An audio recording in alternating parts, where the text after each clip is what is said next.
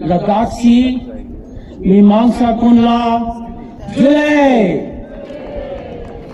सलाम रंगवांग गस्तुनला काशी ढेक।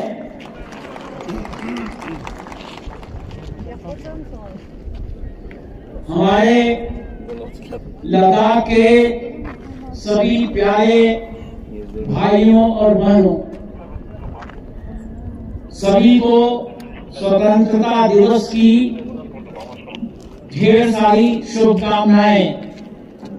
आइए हम सब मिलकर अपने लद्दाख को लगातार आगे बढ़ाएं।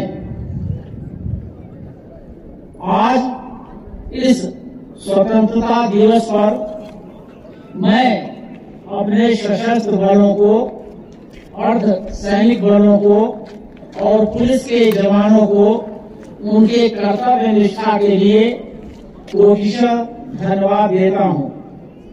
आज का दिन हमें अपने संविधान में दिए गए मौलिक कर्तव्यों, अपने संविधान में दिए गए मौलिक कर्तव्यों को पालन करने का अवसर है।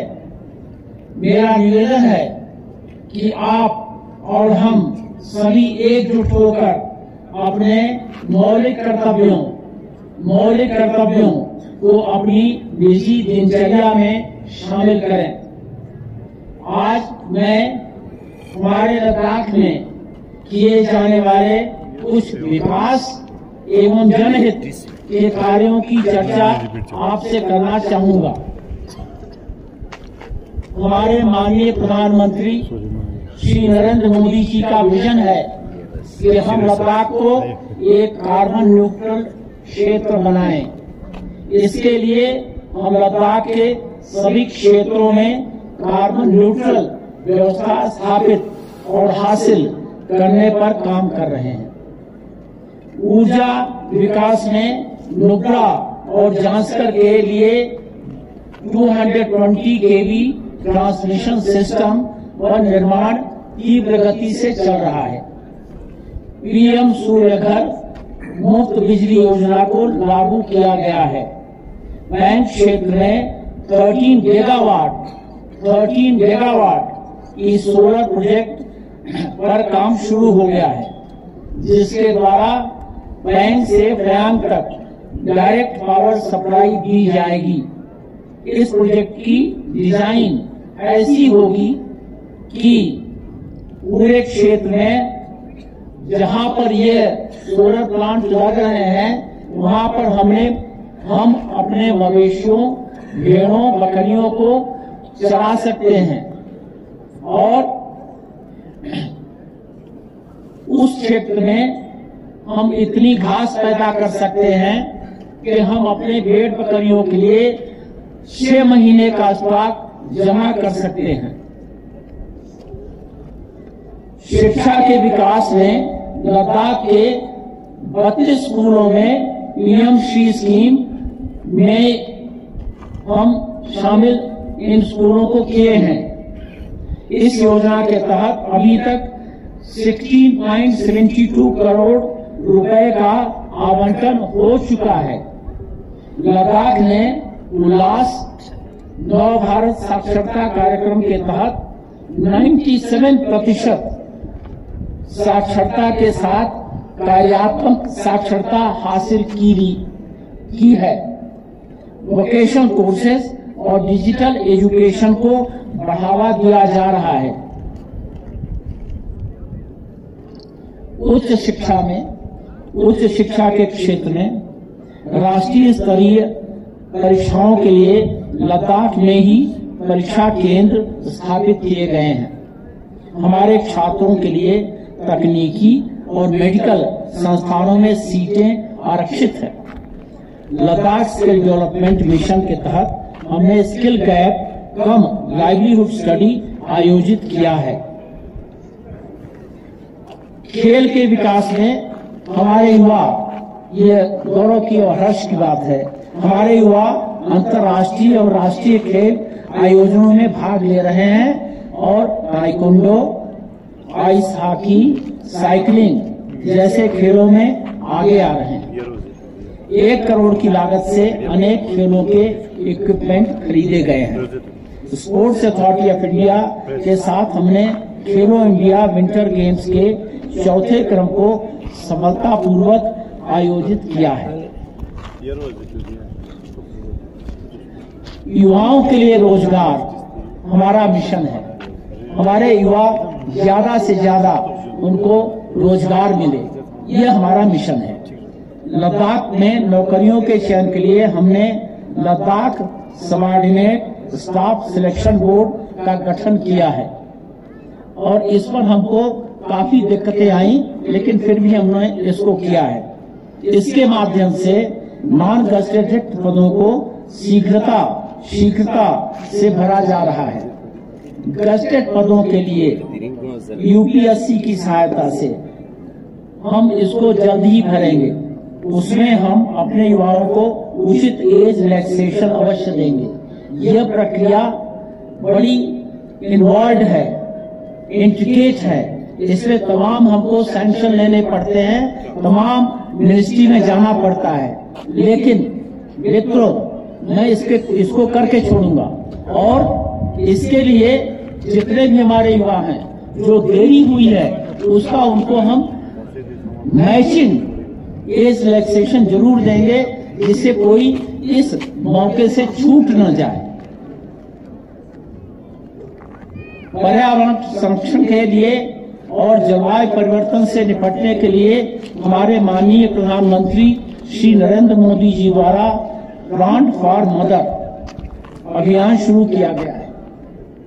हम लोगों ने इसमें हिस्सा लिया है। हमने इसमें स्थानीय जूनिपर शुक्पा पौधों को लगाया है। साथ ही लद्दाख में हरियाली को बढ़ाने के लिए हम स्थानीय पौधों को लगा रहे हैं। लद्दाख पोल्यूशन कंट्रोल कमेटी द्वारा एयर क्वालिटी की जांच के लिए एयर क्वालिटी मॉनिटरिंग स्टेशन स्थापित किया गया है। आपदा प्रबंधन एक बहुत संगीन मसला है। आपदा प्रबंधन विभाग द्वारा आपदा मित्रों को प्रशिक्षण देना, आपदा सामानों की व्यवस्था और मॉक ड्रिल जैसी तैयारियां करना यह बहुत आवश्यक है और हम इसको बड़ी गंभीरता से कर रहे हैं, जिसके लिए इमरजेंसी रेस्क्यू इक्विपमेंट्स और क्विक डिप्लॉयबल एंटेना जैसे इक्विपमेंट खरीदे गए हैं। आपदा के समय जो इमरजेंसी रिस्पांस सपोर्ट सिस्टम है उसको विशेष रूप से लागू किया जा रहा है। इस विषय पर मैं सभी को यह बताना चाहूंगा कि दैवीय आपदा बिना किसी नोटिस के आती है, बिना किसी सूचना के आती है और इसके लिए आपदा में हम सब जहां आपदा हो उसके पड़ोस के लोग तुरंत एक्शन में आए और जो आपदा से पीड़ित लोग हैं उनके लिए ज्यादा से ज्यादा मदद पहुंचाएं और उनका रिस्पांस सर्वप्रथम होना चाहिए। जल संरक्षण के लिए जल जीवन मिशन के तहत 93.25% घरों में नल से पेयजल उपलब्ध कराया गया है। जल शक्ति अभियान के तहत हमने 30 आर्टिफिशियल ग्लेशियर्स को बनाने का निर्णय लिया है। 30 आर्टिफिशियल ग्लेशियर्स, और इसके लिए पूरे सैंक्शन हो गए हैं। हमारे पास पर्याप्त सुविधा है, इसको हम बनाएंगे। 24/7 वाटर सप्लाई स्कीम के तहत MLD वाटर ट्रीटमेंट प्लांट्स बनाए जा रहे हैं। स्वास्थ्य प्रबंधन के क्षेत्र में विकास बहुत ही आवश्यक है। इसके लिए कारगिल जिला अस्पताल के लिए 1.5 जलसा MRI मशीन खरीद ली गई है। हमने खरीद लिया है मशीन को, और जो ही हमारा वहां पर निर्माण जहां पर रखना है इसको, जो ही वो कंप्लीट होगा मशीन आएगी, हम लगा देंगे। एम्बुलेंस सेवा के लिए 4.35 4.35 करोड़ रुपए की लागत से एम्बुलेंस व्हीकल्स खरीदे जा रहे हैं। 263.40 लाख रुपए की लागत से एक्सीडेंट एंड इमरजेंसी ब्लॉक को एसएनएम हॉस्पिटल में सफलतापूर्वक स्थापित किया गया है। पर्यटन का विकास हमारे नागरिकों को व्यवसाय प्रदान करता है और इस पर हमारा ज्यादा ध्यान है। हम कारगिल में भी जहां पर इसकी थोड़ी कमी लग रही है उसके लिए भी डीपीआर बना दिए हैं। मैंने ऐसा लोगों को, अपने अधिकारियों को कहा है कि जल्दी जल्दी काम शुरू करो। चांगथांग में डार्क स्काई रिजर्व में मिनी प्लानिटोरियम शुरू हो चुका है जिसमें एस्ट्रो टूरिज्म को बढ़ावा मिल रहा है। माउंटेनियरिंग की पॉलिसी हम तुरंत ही बनाने जा रहे हैं। इस माह तक लद्दाख में तकरीबन 2 लाख से अधिक टूरिस्ट आ गए हैं। उनके दिलचस्पी के लिए स्थानीय उत्सवों को बड़े स्तर पर आयोजित किया जा रहा है। हाल ही में चांगथांग में नोमैडिक फेस्टिवल आयोजित किया गया है। यातायात की सुविधा के कार्य में ग्रामीण जगहों में कनेक्टिविटी को बेहतर करने के लिए PMGSY, SDP, central roads infrastructure funds आदि योजनाओं के द्वारा सड़क और पुल बनाने का कार्य चल रहा है। 2023-24 वर्ष के दौरान 594 किलोमीटर सड़कों पर काम हुआ है। PM ई-बस सेवा योजना के तहत हमने 15 अतिरिक्त ई-बस को खरीदने का निर्णय लिया है। कृषि विकास हमारी प्राथमिकता है। इस क्षेत्र में 3059 लद्दाख ग्रीन हाउसेस बनाए हैं जिसके द्वारा हम सर्दियों में भी कृषि कार्य पर काम कर सकते हैं। साथ ही बाहर से सब्जियों की खरीदारी भी कम हो जाएगी। कृषि सिंचाई योजनाओं को लागू किया गया है। हमारे किसानों को कार्बन न्यूट्रल स्कीम के साथ जोड़ने के लिए हमने 79 स्थानीय आटा चक्की ड्रमथगस को रिनोवेट किया है। नोमस एवं किसान कल्याण के लिए इस साल 16.50 लाख रुपए की पशुधन मुआवजा दिया गया है। पशुधन के बचाव के लिए कोरल फेंस और फसलों के बचाव के लिए चेन लिंक फेंसिंग दी जा रही है। हमने पिछले सर्दियों में विंटर में पश्मीना बकरी के बच्चों को मरने से बचाने के लिए पूरे प्रयास किए थे। इसके लिए 1000 शेल्टर बॉक्सेस उनको दिए गए थे जो पश्मीना गोट को रखते हैं। खुशी की बात है कि जो पश्मीना बकरी के बच्चे हैं उनकी मृत्यु दर तकरीबन 9 के बराबर आ गई पिछले साल। सरकारी योजनाओं का कार्यान्वयन हमारी कटिबद्धता है। प्रधानमंत्री गरीब कल्याण अन्न योजना, वन राशन कार्ड योजना जैसी भारत सरकार की अनेक योजनाओं को लद्दाख में सफलतापूर्वक लागू किया गया है।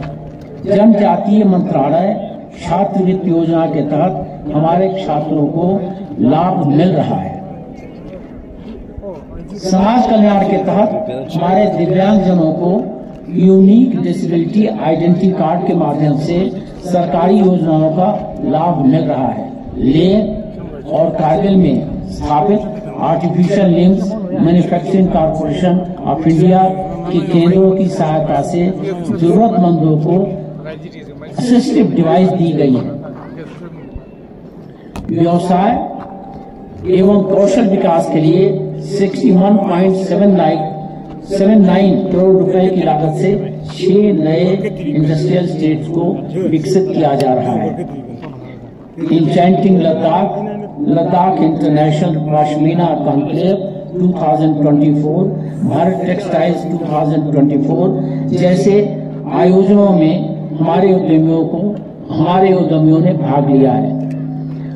इंटरप्राइज को बढ़ावा देने के लिए कई काम किए गए हैं। Prime minister employment generation programme, PM finalisation of micro food processing enterprise जैसे विभिन्न मंत्रालयों की योजनाओं को लागू किया जा रहा है। स्थानीय कौशल को बढ़ावा देने के लिए टेक्मा डाइंग ट्रेनिंग दी जा रही है। मित्रों, मैं यहाँ पर 1.5 साल से हूँ। उसमें मेरा उद्देश्य यह रहा है कि जो लद्दाख में जॉब अपॉर्चुनिटी हैं उनको बढ़ाया जाए और उनको हम अपने ही युवा को दें, और इसके लिए मैं भरसक प्रयास कर रहा हूं और हर दिन युवाओं को तकरीबन 10-12 नौकरियां हम सैंक्शन कर रहे हैं। ये हमारी प्रतिबद्धता है। दोस्तों, लद्दाख के विकास के लिए मैंने एक और दृढ़ संकल्प लिया है। मैं अपने कार्यकाल में 5 क्षेत्रों में विशेष तौर पर काम करूंगा।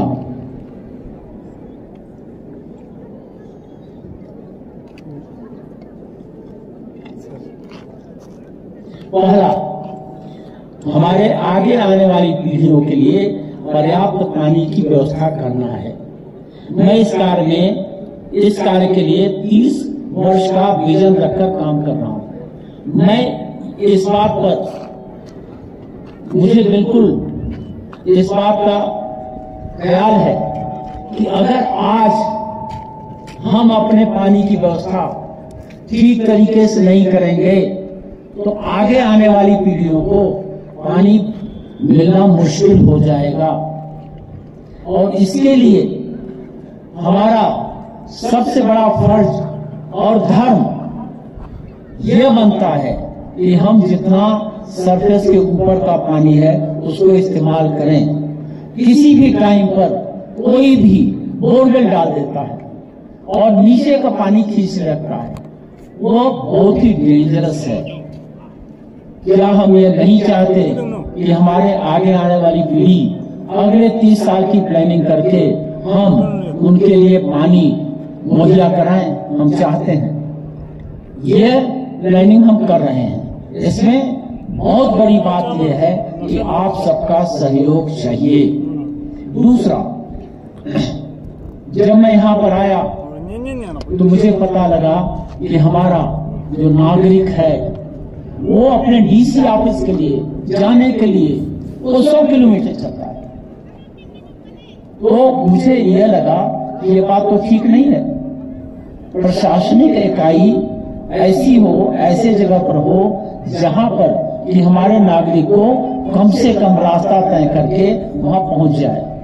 इसके लिए मैं काम कर रहा हूं और मुझे यकीन है कि इसमें मुझे सफलता मिलेगी। तीसरा, लद्दाख को अपने बजट में आत्मनिर्भर बनाना, यह बहुत जरूरी है। अगर हम आज इस पर ख्याल नहीं करेंगे और अपने को आत्मनिर्भर बनाने के लिए उस दिशा में नहीं ले जाएंगे तो हम सेंटर के हेल्प पर हमेशा डिपेंडेंट रहेंगे। हालांकि सेंटर, भारत अभी गरीब देश नहीं है, हमारा सेंटर हमारे लिए पूरा काम कर रहा है, लेकिन क्या हम अपने पैर पर आर्थिक तरीके से, आर्थिक तौर पर खड़े नहीं हो सकते हैं? हो सकते हैं। इसमें एक जो हमको सुविधा मिली है अभी माननीय नरेंद्र मोदी जी की सरकार से, वो है 13 गीगावाट सोलर प्लांट लगाने की। अगर ये हमारा सोलर प्लांट लग जाएगा और इसमें तमाम और फायदे हैं, शुरू से ही फायदे होंगे, तमाम लोगों को नौकरियां मिलेंगी और तमाम लोगों को व्यवसाय मिलेगा, काम मिलेगा, हमारे युवा उसमें काम कर पाएंगे। जब ये बन जाएगा तब हम इससे पैदा हुई बिजली हम अपने लोगों को भी दे सकेंगे बहुत सस्ते दर।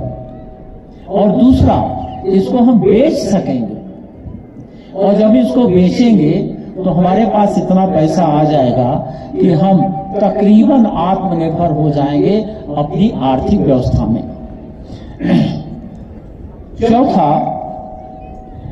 जो मैं सबसे इम्पोर्टेंट अहम समझता हूं वो ये है कि हमारी बहनें, हमारी बेटियां, हमारी माताएं ये सशक्त हों। इसमें तमाम कदम उठाए जा रहे हैं, उनकी शिक्षा, उनका स्वास्थ्य, ये सब शामिल है। तो इसके लिए सेल्फ हेल्प ग्रुप, हैंडलूम और हैंडीक्राफ्ट में महिलाओं की भागीदारी को प्रोत्साहित किया जा रहा है। मित्रों, एक बात समझ लो, जिस समाज में महिलाएं सशक्त नहीं है वो समाज आगे नहीं बढ़ सकता है।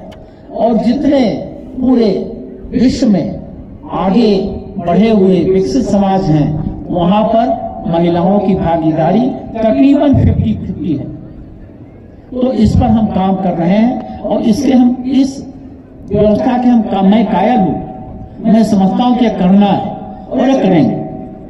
और पांचवा अहम बात है दैवीय आपदा। आए दिन हमारे यहाँ क्लाउड बर्स्ट होते रहते हैं।